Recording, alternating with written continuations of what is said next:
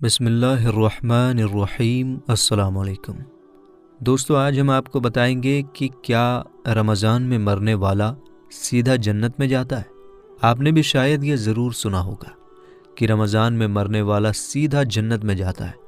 آج ہم اسی کے بارے میں آپ کو بتائیں گے، اور اس کے ساتھ ساتھ ہم آپ کو یہ بھی بتائیں گے کہ جن گھروں میں رات کے کھانے کے برتن نہیں دھوئے جاتے ان گھروں میں کیا ہوتا ہے، ان گھروں میں کون سی پریشانی آتی ہے، اس کے بارے میں حضرت علی نے کیا فرمایا۔ اور ساتھ میں ہم آپ کو یہ بھی بتائیں گے کہ شادی کی پہلی رات ایک شوہر نے اپنی بیوی کو 4 باتیں بتائی اور کہا کہ یہ 4 باتیں مجھ سے کبھی مت کرنا۔ وہ 4 باتیں کون سی تھیں یہ بھی ہم جانیں گے، اور ان سب کے ساتھ ساتھ ہم یہ بھی جانیں گے کہ حضرت علی نے فرمایا کھانا کھاتے وقت ایک غلطی مت کرنا۔ سب کچھ بتانے والے ہیں، بس اس ویڈیو کو پورا ضرور دیکھیے گا۔ دوستو، اکثر لوگوں کے دماغ میں یہ سوال آتا رہتا ہے کہ کیا رمضان میں مرنے والا سیدھا جنت میں جاتا ہے اور اسے قبر میں عذاب نہیں ہوتا؟ تو دوستو، یہ بات سچ ہے کہ جو انسان رمضان میں انتقال کر جائے، جس شخص کی رمضان میں موت ہو جائے، اس سے قبر کا حساب کتاب بھی نہیں ہوگا، اور اللہ پاک میدان محشر میں اس کے ساتھ بہت آسانی فرمائے گا۔ گویا کہ اس کے جنت میں جانے کا انتظام خود اللہ پاک کی طرف سے ہو جاتا ہے۔ حضرت عبداللہ بن مسعود رضی اللہ تعالی عنہ سے روایت ہے کہ رسول اللہ صلی اللہ تعالی علیہ وسلم کا فرمان ہے، جس کو رمضان کے وقت موت آئی وہ جنت میں جائے گا، اور جس کی موت یوم عرفہ یعنی 9 ذی الحجہ کے وقت آئی وہ بھی جنت میں جائے گا، اور جس کی موت صدقہ دینے کی حالت میں آئی وہ بھی جنت میں جائے گا۔ حضرت انس بن مالک سے روایت ہے کہ ماہ رمضان میں مردوں سے قبر کا عذاب اٹھا لیا جاتا ہے۔ اسی طرح حضرت عائشہ صدیقہ رضی اللہ تعالی عنہا سے روایت ہے کہ رسول اللہ صلی اللہ تعالی علیہ وسلم نے فرمایا، روزے کی حالت میں جس کا انتقال ہوا، اللہ اس کو قیامت تک روزوں کا ثواب عطا فرماتا ہے۔ تو دوستو، جو رمضان میں انتقال کر جاتا ہے، اگر وہ اپنا ایمان بچا کر لے گیا ہے، دین اسلام پر اس کی موت ہوئی، وہ مسلمان مرا ہے، ایمان کی حالت میں مرا ہے، تو اس سے قبر کا حساب کتاب بھی نہیں ہوگا، اور اللہ پاک میدان محشر میں اس کے ساتھ بہت آسانی فرمائے گا۔ گویا کہ اس کے جنت میں جانے کا انتظام خود اللہ پاک کی طرف سے ہو جاتا ہے۔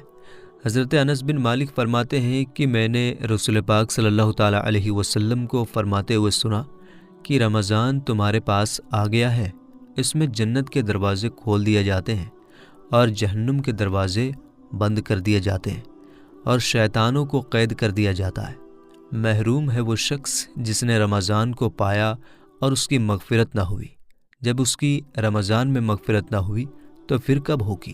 دوستو، رمضان المبارک کے مہینے میں افریقہ کے ایک گاؤں میں ایک امام صاحب کو طے کیا گیا۔ امام صاحب ایک بہترین حافظ ہونے کے ساتھ قرآن پاک کی تلاوت بڑے شاندار طریقے سے کرتے تھے، اس لیے گاؤں کے لوگوں کو امام صاحب بہت پسند آئے اور پورے گاؤں والے ان کی خوب عزت کرنے لگے۔ اسی وجہ سے گاؤں کا ہر آدمی امام صاحب کی دعوت کروانا اپنے لیے عزت سمجھنے لگا، اور بڑھ چڑھ کر گاؤں والے امام صاحب کی عزت کرنے کی کوشش کرنے لگے۔ اسی وجہ سے گاؤں میں امام صاحب کی کھانے کی باری لگ گئی۔ رمضان کا مہینہ تھا، اور گاؤں کے ایک آدمی نے بڑے شوق سے امام صاحب کی اپنے گھر میں دعوت کروائی۔ دسترخوان کو طرح طرح کے کھانوں سے سجایا گیا۔ امام صاحب نے جب کھانا کھا لیا تو خوش ہو کر گھر والوں کو دعائیں دیتے ہوئے وہاں سے چلے گئے۔ دوستو، جب امام صاحب وہاں سے چلے گئے تو اس کے بعد اس شخص کی بیوی دسترخوان کو سمیٹنے کے لیے آئی، تو اسے یاد آیا کہ اس نے دسترخوان کے پاس کچھ پیسے رکھے تھے جو وہ بھول گئی تھی۔ اس نے جلدی سے اپنے ان پیسوں کو ڈھونڈا تو وہ پیسے وہاں نہیں ملے۔ اس نے ادھر ادھر ڈھونڈا مگر اس کو وہ پیسے کہیں نہیں ملے۔ اس کے بعد جب اس کا شوہر نماز پڑھ کر واپس گھر آیا تو اس کی بیوی نے سارا واقعہ اپنے شوہر کو بتایا۔ شوہر نے بھی کہا کہ مجھے بھی ان پیسوں کے بارے میں کچھ نہیں پتا، یعنی شوہر نے بھی یہی کہا کہ اس کو بھی نہیں معلوم کہ وہ پیسے کہاں ہیں۔ تھوڑی دیر غور کرنے کے بعد انہوں نے سوچا کہ آج امام صاحب کے علاوہ ہمارے گھر میں کوئی نہیں آیا، اور اس گھر میں ہمارے سوائے ایک دودھ پیتی بچی ہے، اس لیے ہو نہ ہو ان پیسوں کو ضرور امام صاحب نے اٹھائے ہوں گے، اور وہی ان پیسوں کو چرا کر لے گئے ہوں گے۔ یہ سوچ کر اس شخص کو امام صاحب پر بڑا غصہ آیا، اور اپنی بیوی سے کہنے لگا کہ ہم نے تو امام صاحب کو اس مبارک اور بابرکت مہینے میں اتنی اچھی دعوت کروائی، مگر اس امام نے ہمیں بدلے میں یہ صلہ دیا۔ خیر، ان لوگوں نے شرم کے مارے امام صاحب کو پیسوں کے بارے میں پوچھنا مناسب نہیں سمجھا، مگر وہ اس دن کے بعد سے اس امام صاحب سے کترانے لگا۔ دوستو، اس واقعے کو پورا 1 سال بیت گیا۔ پھر رمضان کے مہینے میں اسی گھر میں امام صاحب کی دعوت کی باری آ گئی۔ شوہر نے بیتے رمضان کے واقعے کو سامنے رکھتے ہوئے بیوی سے مشورہ کیا کہ ہم اس بار امام صاحب کی دعوت نہیں کریں گے، مگر اس کی بیوی اچھی تھی، وہ اپنے شوہر سے بولی کہ ہو سکتا ہے امام صاحب کی اس دن کوئی پریشانی یا مجبوری رہی ہوگی، اس لیے انہوں نے وہ پیسے اٹھا لیے ہوں، ہمیں ان کو معاف کر دینا چاہیے اور اس بار بھی ان کی دعوت کرنی چاہیے۔ دوستو، شوہر نے اپنی بیوی کی بات مان لی اور امام صاحب کو اس بار بھی دعوت کروائی۔ شام کے وقت امام صاحب آئے اور جب انہوں نے کھانا کھا لیا تو پھر اس شخص نے امام صاحب سے کہا، امام صاحب، کیا آپ نے کبھی یہ محسوس کیا کہ پچھلے رمضان سے میں آپ سے کترا رہا ہوں؟ تو امام صاحب نے کہا کہ مجھے معلوم ہے۔ اس کے بعد اس شخص نے امام صاحب سے کہا کہ امام صاحب، میں آپ سے کچھ پوچھنا چاہتا ہوں، آپ اس کا جواب صحیح سے دیجیے گا۔ تو امام صاحب نے کہا جی پوچھیں۔ اس شخص نے کہا کہ پچھلی بار میری بیوی دسترخوان کے پاس کچھ پیسے رکھ کر بھول گئی تھی، مگر اس کے بعد جب اس نے اپنے پیسے ڈھونڈے تو وہاں پر نہیں ملے، اور آپ کے سوائے ہمارے گھر پر کوئی بھی نہیں آیا تھا، اس لیے ہمیں لگتا ہے کہ وہ پیسے آپ نے ہی اٹھا لیے ہوں۔ کیا آپ نہیں اٹھائے تھے وہ پیسے؟ تو یہ سن کر امام صاحب نے فوراً جواب دیا کہ جی ہاں، وہ پیسے میں نے ہی اٹھائے تھے۔ یہ سن کر اس شخص کے ہوش اڑ گئے۔ امام صاحب نے اس کو بتایا کہ اس روز میں نے دسترخوان کے قریب میں کچھ نوٹوں کو بکھرتے ہوئے دیکھا، کھڑکی بھی کھلی ہوئی تھی اور پنکھا بھی چل رہا تھا۔ مجھے لگا کہ کہیں یہ پیسے باہر اڑ نہ جائیں، اس لیے میں نے ان نوٹوں کو جمع کر کے اٹھا لیا۔ اتنا کہہ کر وہ امام صاحب اپنا سر جھکا کر رونے لگے۔ یہ دیکھ کر میاں بیوی دونوں پریشان ہوئے اور پوچھنے لگے، امام صاحب کیا بات ہو گئی، آپ رو کیوں رہے ہیں؟ تو امام صاحب نے کہا کہ میں اس بات پر نہیں رو رہا ہوں کہ آپ لوگوں نے مجھ پر الزام لگایا، شک کیا، آپ لوگوں نے مجھے بے عزت کیا، بلکہ میں اس بات کی وجہ سے رو رہا ہوں کہ آج اس بات کو پورا 1 سال بیت چکا ہے، اور اس 1 سال میں تمہارے گھر میں کسی نے بھی قرآن پاک کو چھوا تک نہیں۔ اگر کوئی ایک بار بھی صرف قرآن پاک کو کھول بھی لیتا تو تمہیں تمہارے وہ پیسے مل جاتے۔ اتنا سنتے ہی وہ شخص دوڑتا ہوا گھر میں رکھی قرآن پاک کے پاس گیا اور جلدی سے اس کو کھول کر دیکھا تو قرآن پاک میں وہ سارے پیسے موجود تھے۔ یہ دیکھ کر وہ شخص بہت شرمندہ ہوا اور قرآن پاک کو چومنے لگا اور امام صاحب سے معافی بھی مانگا، اور اس نے امام صاحب سے کہا کہ اب وہ ہر روز قرآن پاک کی تلاوت کرے گا۔ تو دوستو، اب ہم بتاتے ہیں کہ حضرت علی نے فرمایا کھانا کھاتے وقت ایک غلطی کبھی مت کرنا۔ اس کے بعد ہم آپ کو بتائیں گے کہ شادی کی رات ایک شوہر نے اپنی بیوی کو 4 باتیں بتائی۔ حضرت علی کے پاس ایک شخص آ کر پوچھنے لگا، یا علی، میں باتوں کو بھول جاتا ہوں، میری یادداشت کمزور ہے اور دن بدن میرا دماغ کمزور ہوتا جا رہا ہے۔ بس جیسے ہی یہ پوچھا گیا تو حضرت علی نے فرمایا، اے بندہ خدا، تمہارا چہرہ بتا رہا ہے کہ تم گرم گرم کھانا جلدی جلدی کھاتے ہو۔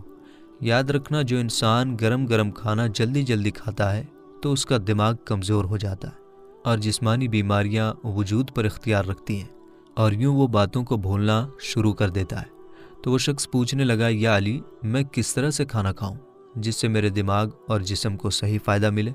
تو حضرت امام علی نے فرمایا، کھانا کھانے سے پہلے اللہ کا نام لے کر کھایا کرو، کھانا بیٹھ کر کھایا کرو، سیدھے ہاتھ سے کھایا کرو، اور کھانا ٹھنڈا کر کے چھوٹے چھوٹے نوالے توڑ کر منہ میں ڈالا کرو اور خوب چبایا کرو، اور کھانا کھانے کے فوراً بعد پیٹ بھر کر پانی نہ پیا کرو۔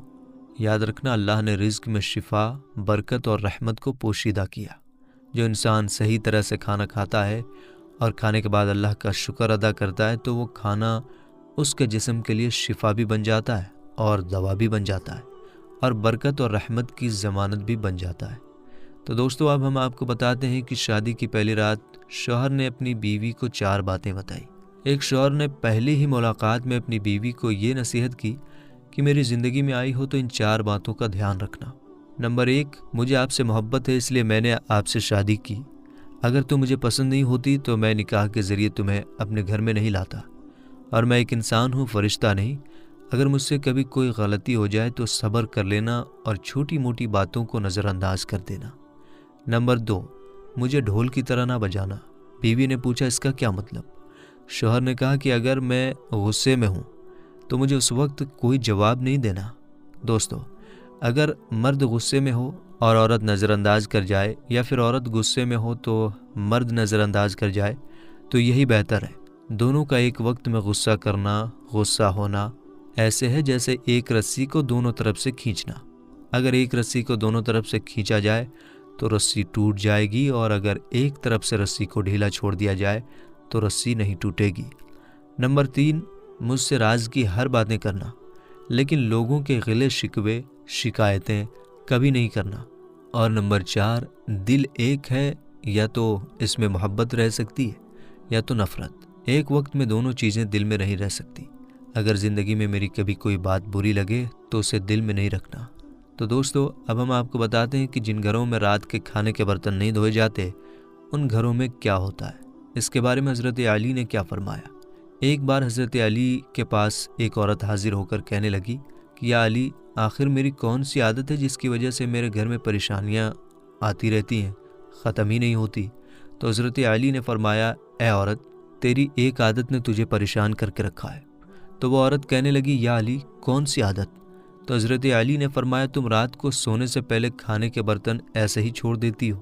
یاد رکھنا، جو انسان کھانے کے برتن صاف کیے بغیر رات کو ایسے ہی چھوڑ دیتے ہیں تو شیطانی جن میلے برتنوں کی مہک کو سونگھتے ہوئے اس گھر تک آ پہنچتے ہیں، اور یوں اس گھر کے لوگ آپس میں لڑنے جھگڑنے لگتے ہیں، نفرت کرتے ہیں، اور گھر کا سکون اور برکت ختم ہو جاتی ہے۔ اے عورت، اپنے رات کے برتن کھانے کے بعد دھو لیا کرو، اللہ کے کرم سے شیطانی جن تمہارے گھر سے دور رہیں گے، اور یوں ہر پریشانی تمہاری زندگی سے ختم ہو جائے گی۔ تو دوستو، آج کی اس ویڈیو میں بس اتنا ہی۔ ملیں گے انشاءاللہ تعالیٰ اگلی ویڈیو میں۔ السلام علیکم، اللہ حافظ۔